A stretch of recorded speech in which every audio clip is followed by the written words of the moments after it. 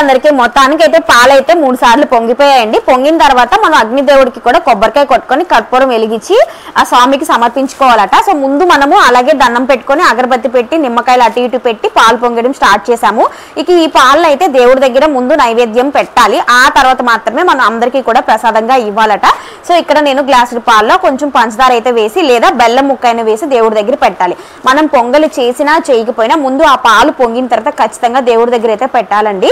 ఇంకా కుడుములు అయితే చేసుకెళ్ళాం కదా, అవి ముందే పెట్టేసాం అనమాట. 9 కుడుములు వినాయకుడికి. అంటే మనం ముందు ఏ పూజ చేసినా విఘ్నేశ్వరుడికి చేసుకోవడం అనేది చాలా మంచిది అంటారు కదా. సో ఫైనల్ గా అయితే ఇలా అయితే పూజ చేసేసుకొని ఇక ఆ తర్వాతకి ఇక్కడ నేను అదే గ్యాస్ మీద ఆ రోజు వంట అయితే స్టార్ట్ చేశానండి. ఫస్ట్ వంట అయితే నేను ఇక్కడ ఆ నిండు బిందు నీళ్ళలో పొంగల్ అయితే చేశాను అనమాట. గ్యాస్ స్టవ్ అప్పటికి పాలు పొంగి చేసిన తర్వాత షిఫ్ట్ చేసుకున్నాము. సో ఇంకా ఫస్ట్ వంట అయితే నేను ఆ రోజు స్టార్ట్ చేశాను. ఇక్కడ పూజ చేసుకున్నాను అనమాట. గ్యాస్ కి అంతా కూడా పూజ చేసి పొంగల్ అయితే చేస్తున్నాను.